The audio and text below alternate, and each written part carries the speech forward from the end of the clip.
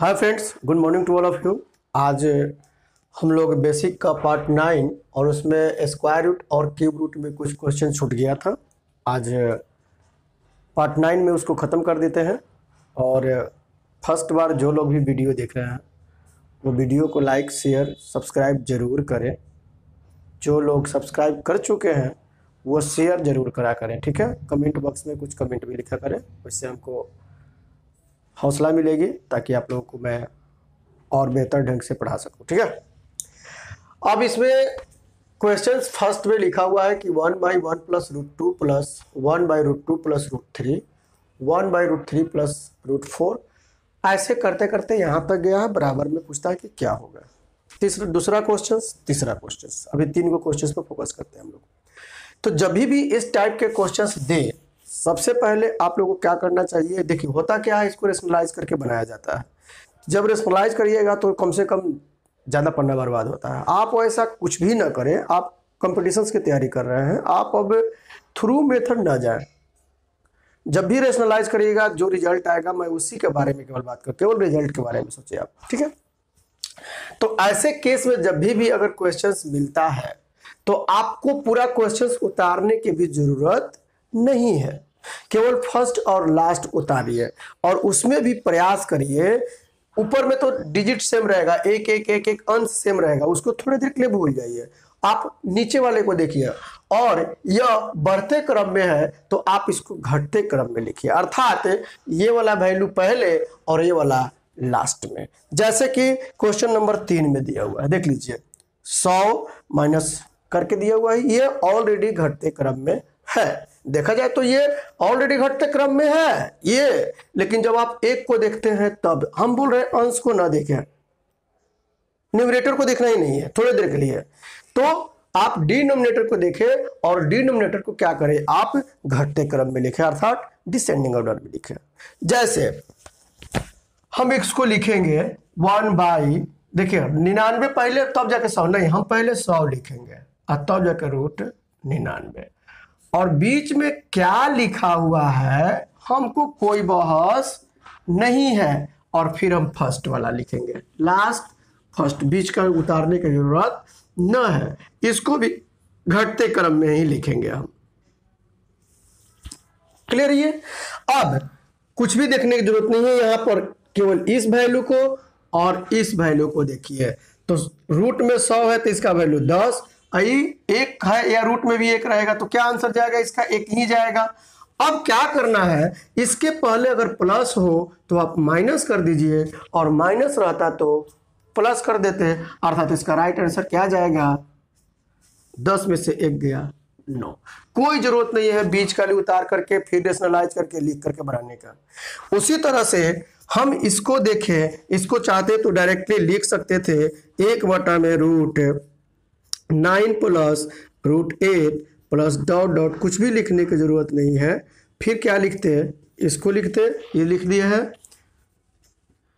1/में √4 plus √3। अब answer क्या जाएगा, यहाँ 9, रूट में 9 है तो इसका तो 3 होगा और ये √3 है तो √3 होगा। अब ये प्लस तो हमको माइनस करना है। हो गया मेरा आंसर, कोई दिक्कत नहीं होनी चाहिए इसमें।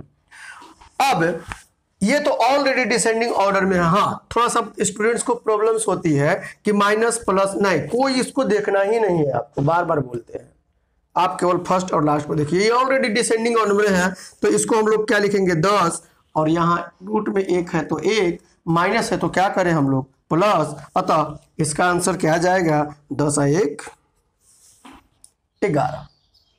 कोई दिक्कत नहीं होनी चाहिए। 1-2 क्वेश्चंस और है, इस पर आपको हम बता देते हैं। अब क्वेश्चन नंबर 4 और 8 दिया हुआ है। इसमें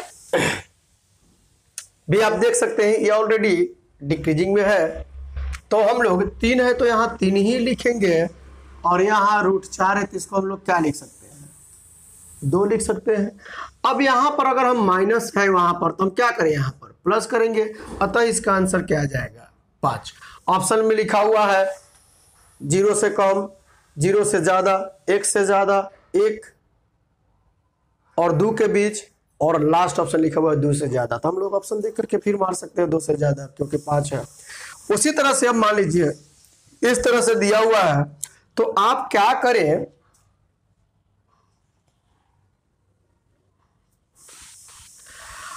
आप इस डिजिट को थोड़ी देर के लिए भूल जाइए, ठीक है। अब इसको हम लोग चाहते तो क्या लिखते हैं, √9 आप प्लस √8 लिखते, आप प्लस बीच में कोई लिखने की जरूरत नहीं है, फिर ये लिखते, ये भी घटते क्रम में लिखते। तब यह 3 तो ये है मेरे पास, और इसका हम लोग 3 लिख सकते हैं, और इसके लिए 2 प्लस है तो माइनस, अतः 3 3 6 में से 2 गया तो कितना आंसर जाएगा 4।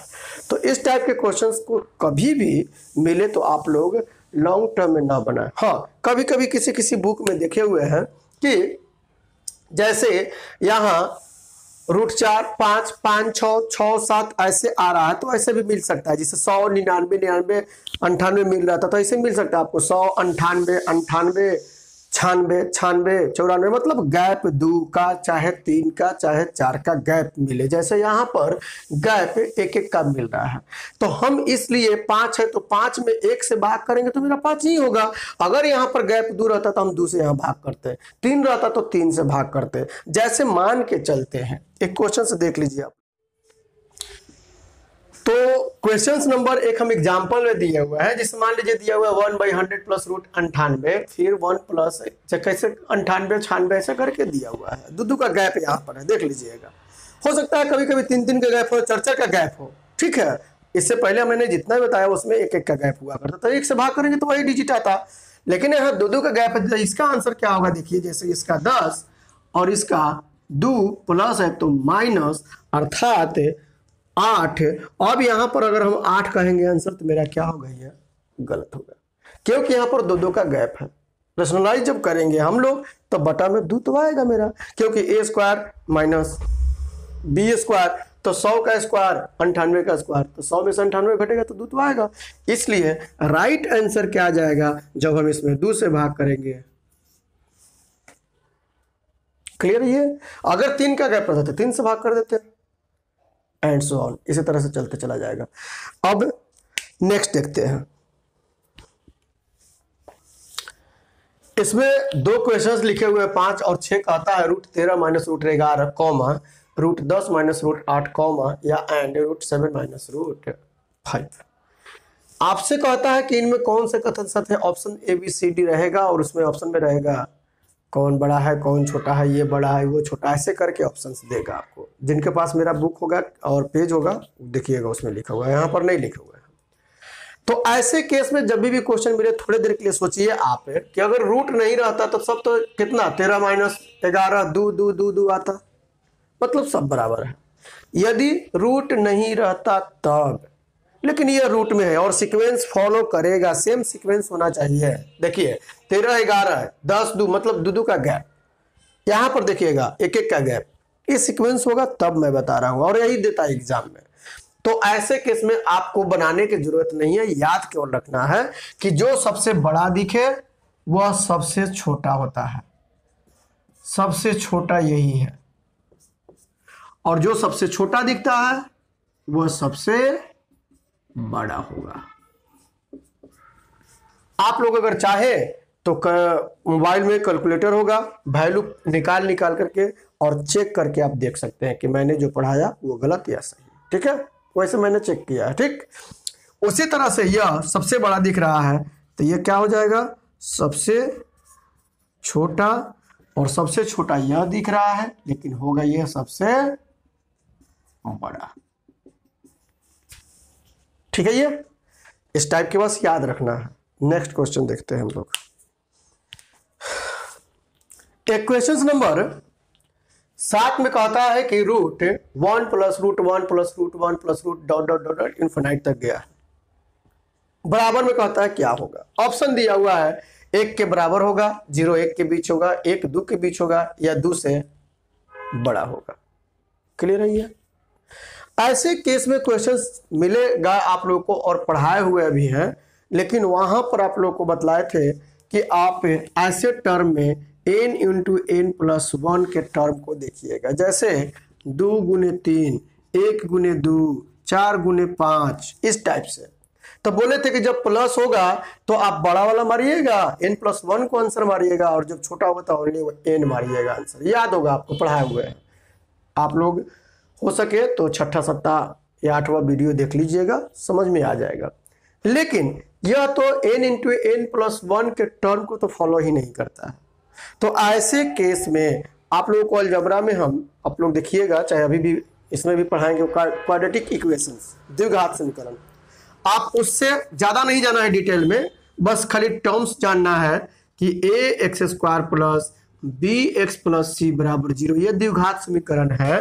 तो इसका x का 2 गो रूट होता है अल्फा एंड बीटा, और अल्फा बराबर होता है माइनस बी प्लस डिस्क्रिमिनेंट अर्थात B square minus 4ac divided by 2a, और इसका वैल्यू होता है minus B square minus 4ac divided by 2a। अब ऐसे केस में हमको क्या करना चाहिए, इसके बारे में सोचते हैं। अगर हम मान लेते हैं कि इतना बराबर x है, या ऐसे लिख दे x बराबर इतना, तो हमको तो x का मान निकालना है। तो अगर हम x का मान निकालने जाते हैं, देखिएगा दोनों तरफ स्क्वायर करते हैं तो x स्क्वायर इक्वल टू क्या हो जाएगा 1 प्लस, फिर तो यहीं से स्टार्ट होगा अर्थात x होगा। इसलिए इसको हम लोग x square minus x minus 1 बराबर 0, अर्थात ये द्विघात समीकरण के टर्म में आ गया।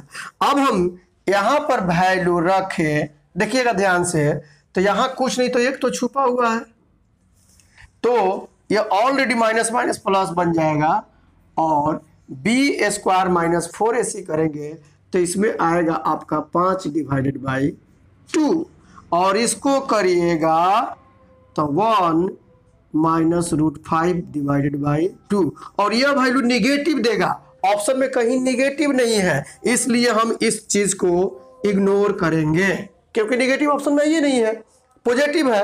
अब हम यह वैल्यू देखते हैं, अगर रूट 5 को अगर वैल्यू निकालने जाते, मत निकालिएगा वैल्यू, रूट 5 को थोड़ी देर के लिए मान लीजिए 4, तो 2 आएगा, अर्थात यहां पर 1 और 2 से थोड़ा ज्यादा, ठीक है, ये तो 3 से थोड़ा ज्यादा, और 3 से थोड़ा ज्यादा में अगर हम 2 से भाग करेंगे तो 1.5 से ज्यादा आएगा, 1.5 से ज्यादा आएगा। अतः अब ऑप्शन देखेंगे, कहता है 1 के बराबर तो नहीं, 0 1 के बीच नहीं, लेकिन 1 2 1.5 जो है वह 1 2 के बीच तो आता है, इसलिए मेरा आंसर क्या जाएगा।